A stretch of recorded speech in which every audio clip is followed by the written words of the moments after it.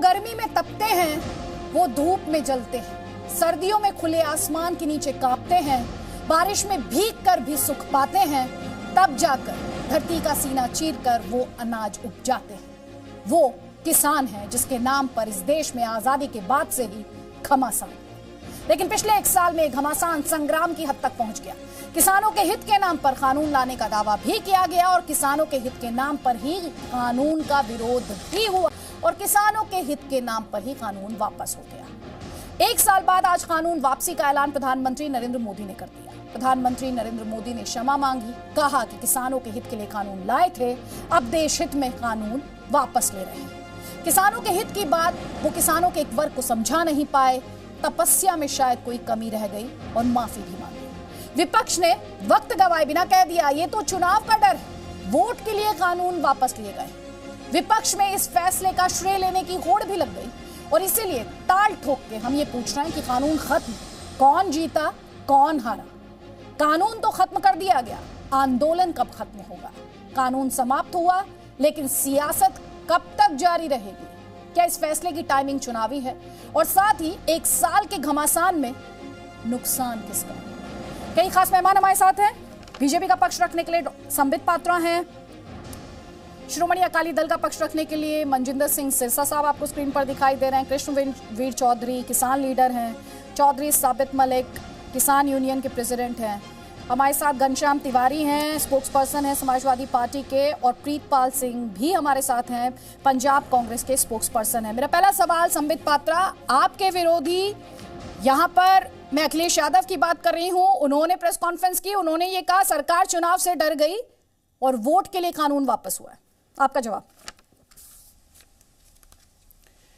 देखिए, मैं 2 विषयों का जवाब देता हूं। पहले तो क्या सरकार डर गई, और दूसरा विषय क्या चुनावों के कारण से सरकार ने कानूनों को वापस लिया। ये डरने का विषय नहीं है। और देखिए, प्रधानमंत्री जी ने कहा मैं देशवासियों से क्षमा मांगता हूं। और क्षमा क्यों मांगता हूं? कानून में कोई गलती थी उस कारण से क्षमा नहीं मांगता हूं। कानून तो अच्छे थे, मगर दिए जैसे प्रकाश वाले सत्य को भी कुछ किसानों को समझाने में तपस्या में कमी रही, इस कारण से देशवासियों से क्षमा मांगता हूं। तो उस क्षमा को भी क्वांटिफाई करिए कि ये क्षमा देशवासियों से है कि अच्छे कानून थे, ये कानून हित के कानून थे, किसानों के उज्जवल भविष्य के लिए कानून थे, मगर फिर भी एक वर्ग के किसानों को हम समझा नहीं पाए, इसलिए मैं क्षमा मांगता हूं। अब दूसरा प्रश्न कि क्या भारतीय जनता पार्टी की सरकार ने चुनावी हित को साधने के लिए, उत्तर प्रदेश में और बाकी 4 राज्यों में चुनाव हैं, क्या उस हित को साधने के लिए इन कानूनों को वापस लिया? बिल्कुल नहीं। मैं आंकड़ों के साथ बैठा हूं। 20 सितंबर 2020 को ये कानून, जो तीनों कानून जिसके विषय में आज हम चर्चा कर रहे हैं, वो कानून पारित हुए थे पार्लियामेंट में। उसके बाद लगभग 58 चुनाव देश में हुए, जिसमें 48 चुनाव भारतीय जनता पार्टी जीती है। मैं उसका फहरिस्त लेके आया हूं। मैं आरंभ करता हूं आसाम में। आसाम में हमारी सरकार बनी। 5 राज्यों में चुनाव उस समय हुए थे। बंगाल में हम 3 से 77 तक गए। पुडुचेरी में पहली बार हमारी सरकार बनी। केरल में हमने अच्छा प्रदर्शन किया। तमिलनाडु में हम 10 विधायक लेकर आए, पहली बार हमारा इतना बड़ा अकाउंट खुला। उसके बाद आपने अभी देखा किस प्रकार से गुजरात सिविक पोल्स में, गांधीनगर में जब सिविक पोल्स हुए 44 में से 41 सीट लेके आए। महाराष्ट्र में सिविक पोल में हमारे अच्छा प्रदर्शन रहे हैं। ग्रेटर हैदराबाद में पहली बार ऐतिहासिक विजय भारतीय जनता पार्टी को हासिल हुआ। अभी जो आपने देखा होगा कि अक्टूबर 21, 2021 में जो नतीजे आए थे बाईपोल्स का, तेलंगाना इत्यादि जहां हमारे खाते नहीं खुलते थे, वहां हमने खाते खोले हैं। आसाम में 5 के 5 सीट जीते हैं। तो स्वाभाविक रूप से 28 सितंबर 2020 के पश्चात जितने भी चुनाव हुए उसमें भारतीय जनता पार्टी ने अच्छा प्रदर्शन किया है। तो यह कहना कि हमारे प्रदर्शन अच्छे नहीं थे, हम डरे हुए थे कि कहीं प्रदर्शन ठीक नहीं रहेगा, उस कारण से वापस लिया, यह उचित नहीं है। ठीक है घनश्याम तिवारी, आप और फिर प्रीतपाल सिंह। समझा नहीं पाए। ठीक घनश्याम तिवारी। नमस्कार अदिति जी, आपको, दर्शकों को, को पैनलिस्ट को और मैं देश के सभी किसान परिवारों को और देश की आम जनता को इस जीत पर बधाई देता हूं। किसानों को, क्योंकि उन्होंने ये लड़ाई लड़ी, और हर परिवार को जो लोकतंत्र के प्रहरी के रूप में इस लड़ाई में साथ रहे। भारतीय जनता पार्टी के इस निर्णय के बारे में यही कहूंगा कि न अन्याय करने से डरती है, न अत्याचार करने से डरती है, न जवानों से डरती है, न किसानों से डरती है, न लोक लाज से डरती है, न संविधान से डरती है। ये भारतीय जनता पार्टी है। बस चुनाव आते ही वोटर से डरती है, आपके मतदान से डरती है। तो जो विजय यात्रा में इन्होंने देखा, जिस तरीके से पश्चिमी उत्तर प्रदेश से पूर्वी उत्तर प्रदेश, पूर्वांचल में जिस तरीके से पंजाब में भारतीय जनता पार्टी के नेताओं को टिकने नहीं दिया जा रहा था, प्रधानमंत्री की रैली में भी सरकारी बसों के हुजूम का इस्तेमाल किया जा रहा था, चाहे उसके लिए लोगों की यात्राएं बाधित हो जाए, इससे इनकी आंख खुली है। वरना अगर कोई 750 किसानों की मृत्यु इसमें शहीद हो जाए, जिस तरीके से लाठी चलाई गई, उनको खालिस्तानी कहा गया, आतंकवादी कहा गया, जिस तरीके से किसानों को रौंदा गया, उसके बाद कोई अचानक से आके बोले गलती हो गई, सॉरी, माफी कर दीजिए, इसका क्या मतलब है? संबित पात्रा, आपने हर स्तर पर अन्याय के साथ आप आगे बढ़ते रहे, चाहे वो राज्यसभा में जिस तरीके से मतदान हुआ, चाहे जिस तरीके से आपने कहा कि हमने 92 लाख किसानों के साथ कंसल्टेशन किया, या जिस तरीके से आप लगातार किसानों को, चाहे वो मध्य प्रदेश के कृषि मंत्री हो या फिर पीयूष गोयल हो या अन्य लोग हो, या फिर आप बीजेपी पे आरोप लगा रहे हैं, आप पर भी प्रधानमंत्री ने आज ये कहा कि परिवारवादियों की सरकारें जो रही उन्होंने किसानों को अभाव में रखा, कभी भी फायदा आपने पहुंचने नहीं दिया उन किसानों तक। ये आरोप आप पर भी लगा सर। और इतना ही नहीं, मैं वापस आपको दूंगी संबित पात्रा, बिकॉज आपको इस पर जवाब देना होगा। ये कह रहे हैं आप डर गए, पूर्वांचल में जिस तरह की भीड़ आई अखिलेश यादव के लिए आप डर गए, ये आरोप आप पर लगा रही है समाजवादी पार्टी। देखिए अदिति जी, कोई बात नहीं है, मैंने डर गए कि नहीं डर गए उस विषय में ऑलरेडी आपको उत्तर दिया है। आज आरोप प्रत्यारोप का दिन भी नहीं है, ये खुद माननीय प्रधानमंत्री जी ने गुरु पर्व के अवसर पे कहा है। वैसे मैं गुरु पर्व के अवसर पर जितने भी हमारे सिख बंधु हैं और पूरे भारतवर्ष को बधाई भी देता हूं, शुभकामनाएं भी देता हूं। देखिए अदिति जी, मैं इमोशनल, आज मैं देख रहा था प्रधानमंत्री जी भी काफी इमोशनल थे, मैं भी एक सवाल पूछना चाहता हूं। अदिति जी, पहले डिबेट होता था, मैं और घनश्याम भाई ही डिबेट में पार्टिसिपेट करते थे और कई बार आप भी एंकर रही हैं। उस समय हमें पूछा जाता था, बताओ कब मंडी से बाहर किसान जा पाएगा, कब डायरेक्टली किसान के जेब में पैसा आएगा, कब ऐसा होगा कि किसान को इंडिपेंडेंस दिया जाएगा, ये सब सवाल पूछे जाते थे। कांग्रेस ने भी, समाजवादी पार्टी ने भी, कई राजनीतिक पार्टियों ने अपने मैनिफेस्टो में ये सारे प्रावधान जो तीनों किसान कानून में थे कि मंडी को व्यापक किया जाएगा, मंडी से बाहर बेचने का प्रावधान किया जाएगा, एपीएमसी कानून में किसी प्रकार का संशोधन किया जाएगा, ये सारे चीज इनके मैनिफेस्टो में होते थे।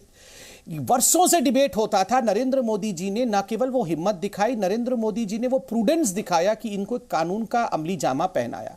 और देखिए, समझाने में जो तपस्या में जो गलती के विषय में नरेंद्र मोदी जी कह रहे हैं, ये केवल मोदी जी और भारतीय जनता पार्टी की सरकार ने नहीं, अर्थशास्त्रियों ने समझाया, वैज्ञानिकों ने समझाया, बहुत जो फॉरवर्ड लुकिंग किसान हैं, जो प्रगतिवादी किसान हैं, उन लोगों ने समझाया, सेठकारी संगठन जो महाराष्ट्र में है जिनको लाभ हो रहा था उन्होंने समझाया। उसके बावजूद एक वर्ग किसान का है जो समझ नहीं पाया।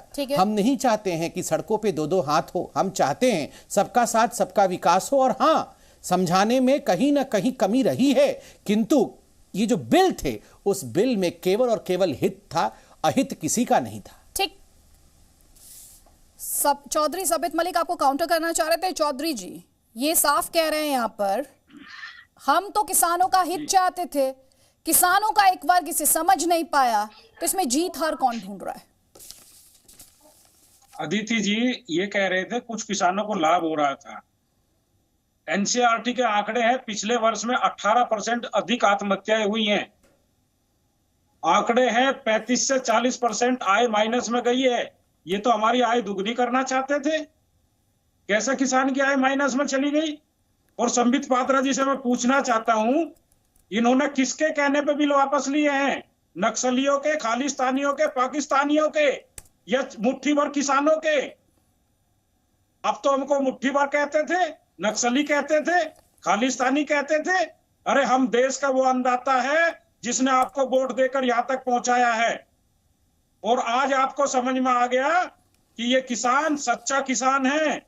हमारे परिवार के 700 लोग शहीद हुए हैं, उनकी कुर्बानी कहां जाएगी? और अभी भी हमको इनके ऊपर विश्वास नहीं है। खुद माननीय प्रधानमंत्री जी ने पश्चिमी उत्तर प्रदेश की 22 रैलियों में कहा था कि 14 दिन में गन्ने का भुगतान करेंगे, अभी तक नहीं हुआ। खुद लोकसभा में माननीय प्रधानमंत्री जी ने कहा था एमएसपी थी, एमएसपी है, एमएसपी रहेगी। हमको कहां एमएसपी मिल रही है? एक सवाल मेरा आपसे भी है, एजुटेशन कब खत्म कर रहे हैं आप? प्रोटेस्ट कब खत्म करेंगे? जब ये कानून अंदर खत्म होगा लोकसभा में और एमएसपी की गारंटी मिल जाएगी, तब किसान इस पर विचार करेगा। इन लोगों का आप कानून खत्म होने पर इसमें क्लैरिटी दीजिए सर, क्लैरिटी दीजिए मुझे। कानून जो कि प्रधानमंत्री ने कहा, जो सेशन आ रहा है पूरी प्रक्रिया कर ली जाएगी उसे लेकर, सिर्फ कानून वापस लेने की बात थी आपकी, अब आप एमएसपी भी लेकर आ गए इसमें। हम प्रधानमंत्री की बात नहीं मानते, वो झूठ बोलते हैं। जब तक ये कानून प्रधानमंत्री की तो मैं बात ही नहीं कर रही हूँ सर, मैं तो आपकी मांग की बात कर रही हूँ। तो कहा है प्रधानमंत्री की बात नहीं कर रही। प्रधानमंत्री क्या कह रहे हैं उस पर तो आप बोल रहे हैं सर। आप उनसे तो आप वो तो सुन लीजिए सर मेरी बात, आप अपनी मांग की बात कीजिए, क्योंकि 3 कानूनों को वापस लेने की मांग थी ना आपकी। हम ये कह रहे हैं घोषणा किसने की है? अकेले आदमी ने घोषणा की है, ना मंत्रिमंडल की बैठक हुई है, अब आपको इसमें भी दिक्कत है, बात हुई है। आप ये बताइए, आपको इसमें भी दिक्कत है? आपको इसमें भी दिक्कत है कि कानून वापस लेने का ऐलान क्यों कर दिया संबित पात्रा? देखिए, इन्होंने अभी कहा कि अकेले प्रधानमंत्री ने घोषणा की है, इसलिए इस घोषणा पर हम विश्वास नहीं करते हैं, मंत्रिमंडल को घोषणा करना चाहिए था। अगर मंत्रिमंडल घोषणा करती तो ये कहते मंत्रिमंडल को तो प्रधानमंत्री मानते ही नहीं है, प्रधानमंत्री तो वन मैन आर्मी है, प्रधानमंत्री ने घोषणा नहीं किया, हम मंत्रिमंडल को नहीं मानते हैं। तो मुझे लगता है इस प्रकार के हमें लड़ना नहीं चाहिए। आज आरोप प्रत्यारोप का दिन है, देश के प्रधानमंत्री मुट्ठी भर किसान या आतंकवादी हो गए। साहब, मैं सबका जवाब दे रहा हूं, एक एक करके आराम से जवाब दे रहा हूं, आराम से जवाब दे। मैं तो बहुत छोटा सा कार्य करता हूं। माननीय प्रधानमंत्री जी ने स्वयं कहा है एक वर्ग किसान का है, जिसको समझाने में कहीं ना कहीं हमारे तपस्या में त्रुटि रही, कहीं ना कहीं हमारे तपस्या में कमी रही।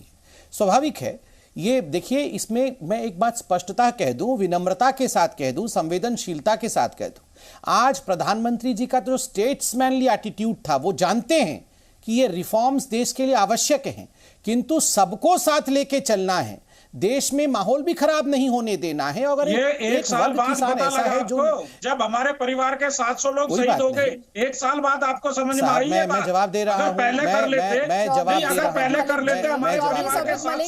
दे रहा हूं। प्लीज उनकी बात पूरी हो जाने दीजिए सर, उनकी बात पूरी हो जाने दीजिए। भी 3 पैनलिस्ट और हैं सर, 3 पैनलिस्ट और हैं, और जो आपका रुख है सर, जो आपका रुख है, आप ही की कम्युनिटी के लोग हैं जो उस रुख से इत्तेफाक नहीं रखते थे इस दौरान भी। तो सर प्लीज सबको बोलने दीजिए, सबकी बात होने दीजिए, और आप ये डिसाइड करके मुझे बताइए, ये बताइएगा इस डिस्कशन में आगे कि आप ये जो आपका प्रदर्शन है इसको खत्म कब करेंगे। क्योंकि आज आपने पहले 3 कानूनों की वापसी की बात थी, अब आप इसमें एमएसपी लेकर आए हैं। सर डिसाइड कीजिए कि ये आंदोलन, आपका जो आंदोलन है, ये खत्म कब होगा। Sambit Patra 20 seconds please conclude your argument, then Manjinder Singh Sirsa ji please. देखिए अदिति जी, इन्होंने कहा कि पहले खालिस्तानी कहते थे। मैं आपसे रिक्वेस्ट करूंगा, आपसे भी कहूंगा कि एक बार गूगल करके देखिए कि रवनीत सिंह बिट्टू कौन है। रवनीत सिंह बिट्टू हमारा मेंबर ऑफ पार्लियामेंट नहीं है। रवनीत सिंह बिट्टू जी जो हैं वो कांग्रेस के मेंबर ऑफ पार्लियामेंट है। खालिस्तानी सबसे पहले कहने का काम और किस प्रकार से खालिस्तान के झंडे इस्तेमाल होते हैं, ये रवनीत सिंह बिट्टू ने कहा है, हमने नहीं कहा है। नंबर 1। नंबर 2, देखिए अदिति जी, हम सब यहाँ पर अच्छे लोग हैं, पढ़े लिखे लोग हैं, समझते हैं रिफॉर्म्स एग्रीकल्चरल सेक्टर में बहुत आवश्यक है। बीज, बीमा, बचत, इन सभी विषयों को लेकर जिस प्रकार से किसानों के लिए नरेंद्र मोदी जी ने विगत 7 साल में लगातार काम किया है। आप सोचिए, पहले यूरिया के लिए सड़क पर गोली चलती थी पुलिस की और सहस्रों जो किसान है वो घायल होते थे। ये सारे रिफॉर्म्स लेके आए हैं नरेंद्र मोदी जी ने। देखिए, चेष्टा इन 3 कानूनों के माध्यम से एक बहुत वृहत रिफॉर्म का था। मैं बिल्कुल मानता हूं जो प्रधानमंत्री जी ने कहा है कि एक वर्ग किसान का कहीं ना कहीं उनको समझाने में हमारे तपस्या में कमी रही है, और मुझे लगता है आज आरोप प्रत्यारोप का दिन नहीं है। किस प्रकार से आगे हम मिलकर बढ़े इस विषय पे चिंतन करना चाहिए। ठीक है प्रीत, जल्दी से एक कमेंट मनजिंदर सिंह सिरसा जी। सर अब सवाल ये कि एक तो ये कि आंदोलन कब वापस होगा, और दूसरा सवाल ये सियासत कब थमेगी।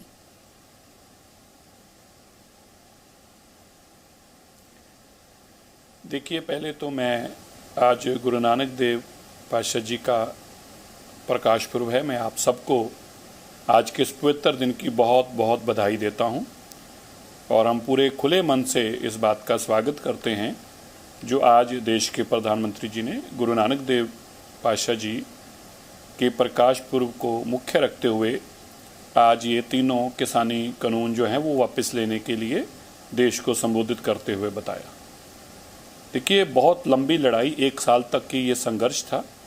ये संघर्ष किसानों का, देश का और दुनिया का सबसे बड़ा अब तक का संघर्ष था।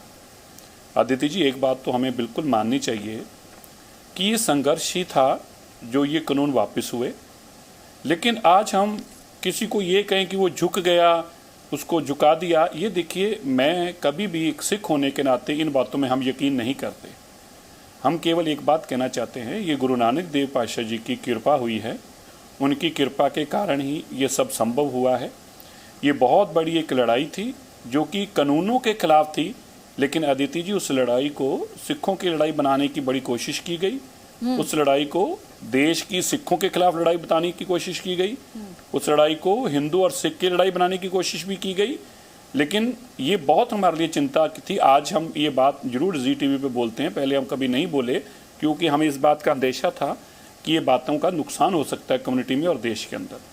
तो पहले तो मैं इस बात का धन्यवाद करता हूँ कि हमारा संवाद बना रहे, हमारा आपसी भाईचारा प्यार बना है जी। उसके लिए ये बहुत जरूरी था ये कानून रद्द हो। और खास तौर पर देश के प्रधानमंत्री ने जो आज का दिन चुना है उसके लिए मैं उनका जी। अब आपने बहुत इंपॉर्टेंट पॉइंट हाईलाइट किया है, जो आपने अभी ये कहा कि किस तरीके से इसमें जो एंटी सोशल एलिमेंट्स थे या जो एंटी नेशनल एलिमेंट्स थे इस प्रोटेस्ट में वो अपना फायदा देखने लगे थे। तो आपने दो बातें बड़ी अच्छी कही। आपने कहा एक तो इसमें जीत हार नहीं है, और दूसरी बात आपने कही कि अब एंटी सोशल जो एंटी नेशनल एलिमेंट्स इस एजिटेशन का फायदा उठाने की कोशिश करते, कम से कम उन पर ब्रेक लग गया, उन पर लगाम लग गई। सिरसा जी। जी, मैं बिल्कुल ये बिल्कुल ठीक बात है। आज उनके ऊपर बिल्कुल लगाम लगी है जो इसको किसी और तरीके, देखिए मैं फिर कहूँ, बड़े स्पष्ट अल्फाजों में कहूँ, मैं खुद बहुत बड़ा किसान संघर्ष का आतिशी हूँ और उसके लिए टीवियों पे आके बहुत बार बेइज्जत भी हुआ हूँ, लड़ा भी हूँ। और आज 1 साल हो गया, 1 साल से लगातार हमारी लंगर की सेवा तीनों जगह पे चल रही है, एक भी घंटे हमने बंद नहीं होने दी। लेकिन अगर हमने तब अपनी आवाज़ इतनी बुलंदी से उठाई जब लोगों को जेलों में बंद किया जा रहा था, उनको जमानतों पे बाहर भी निकाला, हम लड़े सड़कों पे आके। लेकिन अगर कोई अच्छी बात हो और आज हम उस चीज़ को नकारने की कोशिश करें और अपनी कम्युनिटी को दाव पे लगा दें, मुझे नहीं लगता ये जायज होगा। देखो हम पढ़े लिखे लोग हैं और देश के लोग इंपॉर्टेंट पॉइंट है प्रीतपाल सिंह जी, और हमारी हर बात का मतलब निकालते हैं। ठीक, इंपॉर्टेंट पॉइंट आपने उठाया सर, बहुत इंपॉर्टेंट पॉइंट उठाया। यहाँ पर जो मैच्योरिटी, जो परिपक्वता मनजिंदर सिंह सिरसा जी के जवाब में दिखाई देती है, वो आपकी पार्टी के रिस्पॉन्स में तो नहीं दिखी। कोई क्रेडिट दे रहा है राहुल गांधी को, कोई क्रेडिट दे रहा है प्रियंका गांधी वाड्रा को, समाजवादी पार्टी क्रेडिट दे रही है अपने वर्कर्स को, या तो क्रेडिट की होड़ लग गई।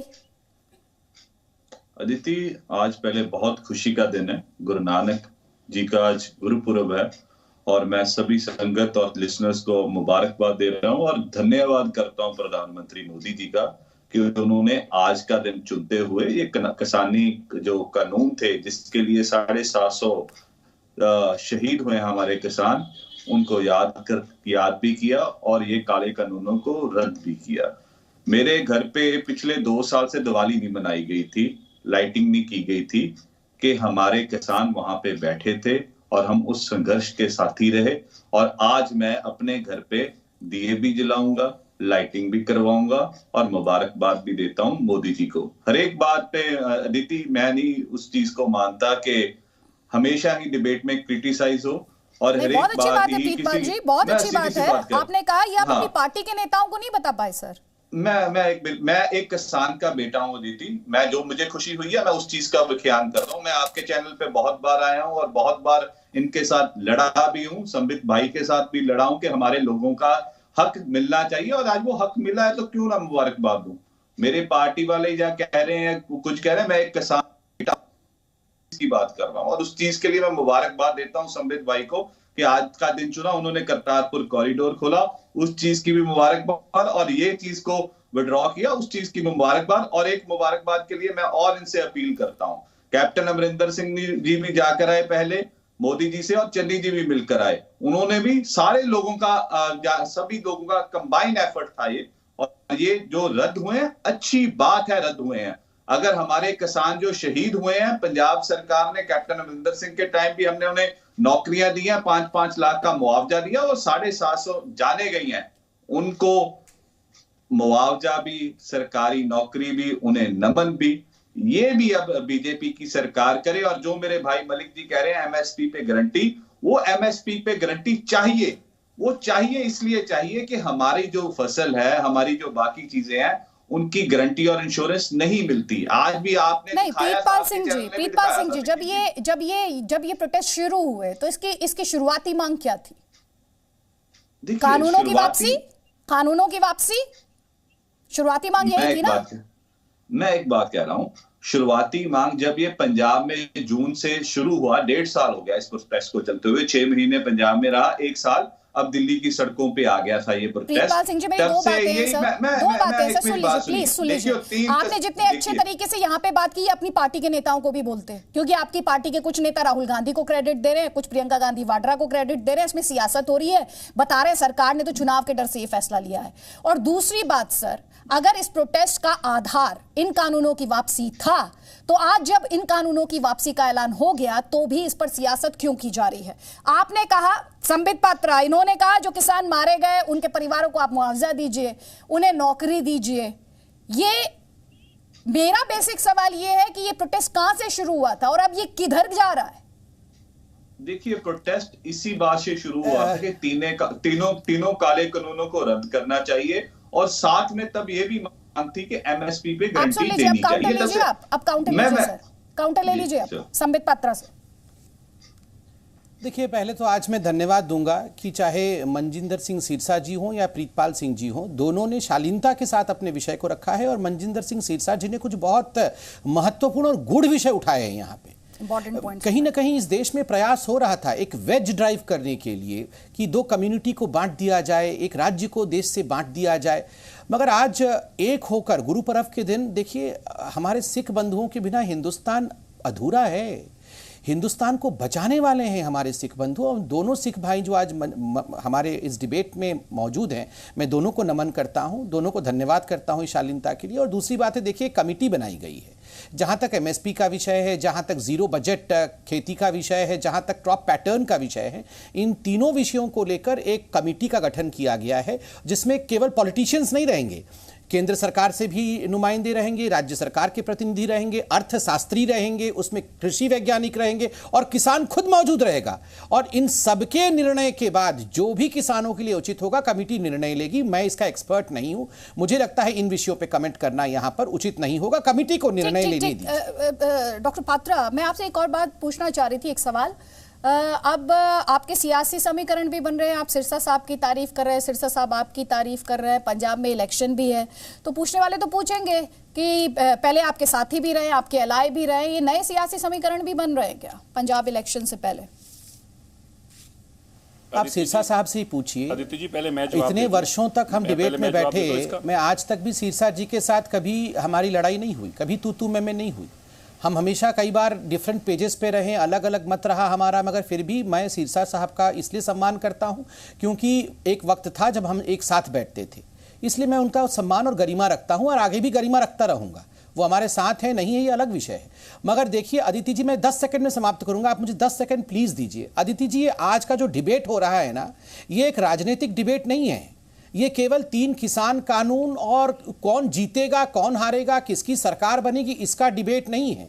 ये देश को एक सूत्र में बांधने के लिए एक बहुत बड़ा डिबेट है। इसको प्लीज मैं हाथ जोड़ के निवेदन करता हूं, हम में से कोई भी व्यक्ति इस डिबेट को, इस मनसा को छोटा न करे। प्रधानमंत्री जी ने बहुत बड़ा दिल दिखाया है। आप समझते हैं देश के प्रधानमंत्री जी ने देश को संबोधित करते हुए जिस प्रकार का स्टेट्समैनली एटीट्यूड दिखाया है, जो उन्होंने गरिमा दिखाई है, प्लीज उस गरिमा का सम्मान हम सब लोग करें।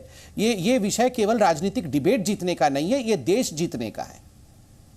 जल्दी से सिरसा साहब, आप कुछ कहना चाह रहे थे, और उसके बाद अदिति जी, कृष्णवीर चौधरी जी को फ्लो दूंगी, प्लीज। अदिति जी, बिल्कुल एक बात मैं आपको जरूर कहना चाहता हूं, मैं दिल्ली सिख गुरुद्वारा मैनेजमेंट कमेटी का मुख्य सेवादार अध्यक्ष भी हूं और पार्टी का स्पोक्स पर्सन भी हूं। देखियो, तू मैं किसी को छोटा दिखाना, बुरा बोलना, इससे कोई मसले हल नहीं होते। हम लोगों को देश देखता है, दुनिया देखती है, आपके टीवी पे हमारा फर्ज बनता है अपनी बातों को रखना, और जो हमारी एक दूसरे के प्रति संवाद होना चाहिए उसके अंदर कोई भी आदमी को अपनी सीमाएं नहीं लांघनी चाहिए। मैं भी एक बात क्लियर कर दूं, हमारे अलायंस पार्टनर बीएसपी है और वही हमारी अलायंस पार्टनर बीएसपी ही रहेगी, जिनके साथ हमारा बहुजन समाज पार्टी के साथ हमारा अलायंस है। लेकिन अलायंस होना बहुजन समाज पार्टी के साथ मतलब ये नहीं कि बाकियों को हम गालियाँ निकालेंगे। पहले भी हम बड़ी विमरता से, बड़ी शालीनता से और बड़ी अपनी बात को रखने में विश्वास करते हैं और आगे भी इसी तरह ही करेंगे। लेकिन मैं जरूर फिर से कहूँगा, आज का जो विषय है खास तौर पर, क्योंकि ये गुरु नानक देव पातशाह जी के प्रकाश पुर्व के मौके पर ये जो एक खुशखबरी दी गई है, उसकी बहुत बड़ी अहमियत हमारे लिए है। हम गुरु नानक देव जी के अनुयायी हैं और हमें लगता है कि ये कृपा, मुझे नहीं पता कि सुमित पात्रा जी या देश के प्रधानमंत्री जी इस बात को क्या मानते होंगे, समझते होंगे, पर मेरा खुद का ये मानना है कि ये कृपा जो है ये गुरु नानक देव पातशाह की कृपा हुई है और उनकी कृपा के कारण ही प्रधानमंत्री ये फैसला लेने में कामयाब हुए हैं। शायद उनके ऊपर गुरु नानक देव जी ने कृपा करके फैसला उनसे करवाया है, क्योंकि गुरु नानक देव जी ने हमेशा ही किसानी को बहुत ऊंचा दर्जा दिया और अपनी किर्त की भी बात उन्होंने जब कहा संदेश में, तो यह कहा किर्त करो, तो किर्त को उन्होंने बहुत बड़ा दिया है। तो इसलिए मुझे लगता है कि ये किसके कहने पे हुआ, ये गुरु नानक देव पातशाह जी की कृपा के कारण हुआ, उनकी कृपा के कारण हुआ है। ठीक है सर। कृष्णवीर चौधरी जी, यहाँ पर दो तरह के सेंटिमेंट्स हैं इस डिबेट में ही। यहाँ पे प्रीतपाल भी हैं जो ये कहते हैं कि ये इसके लिए प्रधानमंत्री और बीजेपी बधाई के पात्र हैं। यहाँ पर घनश्याम तिवारी भी हैं और उनकी पार्टी के नेता कहते हैं कि चुनाव आया तो ये डर गए। हालांकि प्रीतपाल जी की पार्टी के भी जो नेता हैं तो वो क्रेडिट लेने की होड़ उनमें लगी हुई है, और दूसरा वो ये कह रहे हैं अहंकार हार गया। आपसे मैं समझना चाहती हूं आज कौन जीता है? आज उन ताकतों को अभी मंजिल सिंह सिरसा जो कह रहे थे वो सच्चाई है कि जो ऐसी ताकतें जो सिखों के बीच में, हिंदुओं के बीच में एक गैप जो पैदा करने की एक साजिश जो हो रही थी, आज देश जीता है। और प्रधानमंत्री जी ने जिस संवेदनशीलता के साथ और जिस व्यवहार के साथ उन्होंने दो बातें आज कही हैं।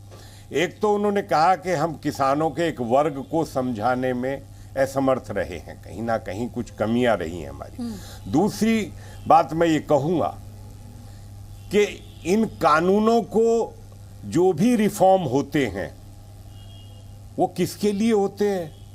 वो देश के लिए होते हैं, देश के किसानों के लिए किए गए थे। कानून हित में बनाए गए। आज मुद्दा ये नहीं है, मुद्दा ये है कि कानूनों पर रोक थी, ये भी मुद्दा नहीं है। मुद्दा सिर्फ ये है कि किसानों ने जो आंदोलन किया और वो आज कानून वापस ले लिए गए, अब मुद्दा खत्म हो गया। और दूसरी बात जो कहा भी नहीं गया था, पहले नहीं किया गया था जब पंजाब से आंदोलन हुआ, प्रधानमंत्री जी ने न्यूनतम समर्थन मूल्य की व्यवस्था को, उसको ट्रांसपेरेंसी बरतने के लिए, जीरो बजट खेती के लिए, फसल चक्र प्रणाली के लिए जो कमेटी की घोषणा की है, वो सभी लोगों से सलाह करके एक नई दिशा तय करेगी जिससे किसानों की स्थिति में, आर्थिक स्थिति में, उनके उत्पादन में वृद्धि होगी। मैं ये विश्वास करता हूं और ये जीत देश के लिए है, ये जीत किसी की निजी व्यक्तिगत दलों की नहीं है। प्रधानमंत्री जी का निर्णय देश के हित में है और देश के हित में जो निर्णय होता है वो देश के लिए होता है। और देश में शांति बनाए रखने के लिए, देश में व्यवस्थाओं को सुचारू रूप से जिस तरीके के हालात पैदा हो रहे थे उस सब को ठीक रखने के लिए जो कदम उठाना आज के दिन उनको लगा। जी। संबित पात्रा हमारे साथ हैं। संबित पात्रा, डिफेंस में भारत के आत्मनिर्भर बनने के लिहाज से और भारत को आत्मनिर्भर बनाने के लिहाज से, दोनों ही सेंस में तस्वीरें बहुत कुछ बयां कर रही हैं। देखिए अदिति जी, इसमें कोई दो मत नहीं है। जिस प्रकार से आज झांसी में डिफेंस के लिए खुद प्राइम मिनिस्टर नरेंद्र मोदी जी बहुत सारे सौगात देने वाले हैं। अभी 2 दिन पहले पूर्वांचल एक्सप्रेसवे में भी जब उद्घाटन हुआ था तब भी हमने देखा था कि वायुयान वहां से उड़ान भर रही थी और वहां लैंड कर रही थी। तो ये जो इंफ्रास्ट्रक्चर और ये जो डिफेंस प्रिपेयर्डनेस है वो अपने आप में आत्मनिर्भरता की एक कहानी बयां करती है। और आप देखिए सबसे बड़ा उसका उदाहरण है कि जब हमारी सरकार नहीं थी, कांग्रेस की सरकार थी, 2013 में खुद ए.के. एंटनी जो कि उस समय के डिफेंस मिनिस्टर थे, उन्होंने पार्लियामेंट में कहा था कि no infrastructure is the best policy. Border में इंफ्रास्ट्रक्चर नहीं बनाना यही बेस्ट पॉलिसी है। मगर इस पॉलिसी को नरेंद्र मोदी जी ने बदला, बॉर्डर इंफ्रास्ट्रक्चर को दुरुस्त किया। आत्मनिर्भर भारत के अंतर्गत किस प्रकार से defence production, indigenous defence production बढ़े, उसके ऊपर ध्यान देते हुए भारत को सशक्त करने का काम किया है। बिल्कुल, भारत को सशक्त करने की बात कर रहे हैं घनश्याम तिवारी। भारत को सशक्त करने की बात, डिफेंस सेक्टर में तस्वीरें बहुत बड़ा मैसेज यूपी में माना जाएगा इन्हें। देखिए, प्रधानमंत्री की तस्वीरें, प्रधानमंत्री के वीडियो और प्रधानमंत्री के भाषण, इसके अलावा भारतीय जनता पार्टी ने देश को क्या दिया है? मैसेज तो तब जाता अगर हमारी अर्थव्यवस्था दुरुस्त होती, बेरोजगारी चरम पे नहीं होती, महंगाई चरम पे नहीं होती और 750 किसानों को इस तरीके से, अभी किसी ने कहा कि देश जीत गया है। देश जीता किससे? कौन था जो देश को हराने की कोशिश कर रहा था? आपका एक निर्णय जो अलोकतांत्रिक तरीके से लिया गया, जिसके चलते देश के समूचे किसान आंदोलित हुए और आप 13 बार कृषि मंत्री किसानों से मिले, लेकिन आप उसका हल नहीं कर पाए क्योंकि आप अपनी जिद पर अड़े हुए थे, अहंकार में अड़े हुए मुद्दे पे बात कर रहे हैं। मैं आपसे डिफेंस सेक्टर, ये जो प्रधानमंत्री का आयोजन है, ये आत्मनिर्भर भारत के लिहाज से उसका हिस्सा है, जिसमें अभी आपने संबित पात्रा को ये डिटेल बोलते हुए भी सुना और हर कोई जानता है कि मिलिट्री हार्डवेयर जो है वो आर्म्ड फोर्सेस को दिया जाएगा, वो भी लोकली प्रोड्यूस। ये तो प्राउड मोमेंट है ना। ये बीजेपी एक पॉलिटिकल पार्टी को टारगेट करने के लिए, सर अगर डिफेंस सेक्टर में भारत आत्मनिर्भर बनता है तो क्या ये पूरे देश के लिए एक अच्छी खबर नहीं है घनश्याम तिवारी? पूर्वांचल में एक्सप्रेस वे पर बनाने के बाद जिस तरीके से भारतीय वायुसेना के जहाजों की प्रदर्शनी की गई, उसके बाद प्रधानमंत्री जी ने एक राजनीतिक भाषण दिया। तो मैं मानता हूं कि प्रधानमंत्री का हर कदम राजनीति से प्रेरित होता है और आज उत्तर प्रदेश में चुनाव है, इसीलिए आज ये कदम है। और इसीलिए ये कहना कि आपने कहा कि प्रधानमंत्री का कदम राजनीति से प्रेरित है, लेकिन भारत का रक्षा क्षेत्र में आत्मनिर्भर बनना, या क्या ये देश के लिए गौरव की बात है या नहीं है? मैं ये घनश्याम तिवारी से पूछ रही हूँ। भारत रक्षा क्षेत्र में लगातार अपने पराक्रम से, हमारे वैज्ञानिकों के, हमारे जवानों की मजबूती से आगे बढ़ रहा है। इसी कार्यक्रम में अगर देश के रक्षा मंत्री दिखाई देते और इन सवालों पर चीन को हम मुंह तोड़ जवाब दे रहे होते, जिस तरीके से खबरें आ रही कि चीन ने एक और गांव अरुणाचल के पास बना लिया है, और हर ऐसी खबर पर अगर देश के रक्षा मंत्री आपसे साक्षात्कार कर रहे होते या प्रेस कॉन्फ्रेंस कर रहे होते और खुले तौर पर इस चुनौती को स्वीकार कर रहे होते, तो मैं मानता कि ये सरकार रक्षा को लेकर के न केवल चिंतित है बल्कि अग्रसर होकर ये काम कर रही है। ठीक है सर, आप एक जो किसी भारतीय के लिए अच्छी बात होनी चाहिए, खासतौर पर जब भारत को आत्मनिर्भर बनाने की बात हो रही है, आप उसमें सियासत लेके आए। संबित पात्रा, आपका जवाब। देखिए माननीय प्रधानमंत्री जी जो डिफेंस इंडस्ट्रियल कॉरिडोर है उसका आज इनॉग्रेशन करने वाले हैं। ये 400 करोड़ का एक बहुत बड़ा प्रोजेक्ट है। याद रखिए माननीय प्रधानमंत्री जी ने 2 डिफेंस कॉरिडोर हिंदुस्तान को दिया है, एक उत्तर प्रदेश में जिसका अभी इनॉग्रेशन हम देखने वाले हैं, दूसरा तमिलनाडु में एक डिफेंस कॉरिडोर दिया है। और कहीं ना कहीं ये भारत आत्मनिर्भर डिफेंस प्रोडक्शन की ओर इशारा करता है। राष्ट्रीय रक्षा समर्पण पर्व, इसके अंतर्गत आज का यह कार्यक्रम हो रहा है। इसमें उत्तर प्रदेश की सरकार और भारत की सरकार दोनों मिलकर के इस डिफेंस के प्रोजेक्ट को आगे लेकर जाएंगे। और खास करके यह जानने योग्य है कि एंटी टैंक गाइडेड मिसाइल का जो निर्माण होना है वो झांसी के इसी डिफेंस कॉरिडोर में होना है और लगभग 400 करोड़ का इसमें निवेश होना है। 1034 हेक्टेयर जमीन उत्तर प्रदेश की सरकार ने पूरे इस डिफेंस कॉरिडोर के लिए अलॉट किया है। और देखिए मुझे तो आश्चर्य हुआ, घनश्याम तिवारी जी पढ़े लिखे और बहुत अच्छे व्यक्ति भी हैं, इन सब विषयों की बारीकियों को समझते हैं। जिस गांव के विषय में वो बात कर रहे हैं कि चीन ने कोई गांव बसा दिया है, ये 1959 में जो जमीन उन्होंने एक्वायर किया था भारतवर्ष का, उस जमीन पर उन्होंने गांव बसाया है। ये सत्यता भी आप जानती हैं। तो स्वाभाविक है 1959 में मोदी जी की सरकार नहीं थी, किन कारणों से 1959 में भारतवर्ष ने और भारत के जो उस समय तत्कालीन राजनीतिक व्यवस्था थी उन्होंने लैंड सरेंडर किया, ये उनके प्रवक्ता से पूछना होगा।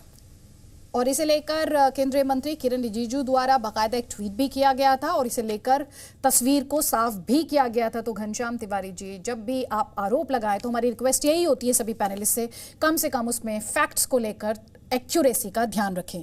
आप सभी मेहमानों का, संबित पात्रा, मनजिंदर सिंह सिरसा जी, कृष्णवीर चौधरी, सबित मलिक, घनश्याम तिवारी, प्रीतपाल सिंह, बहुत बहुत शुक्रिया। Presenting B News app available on Google Play and App Store. Download it now.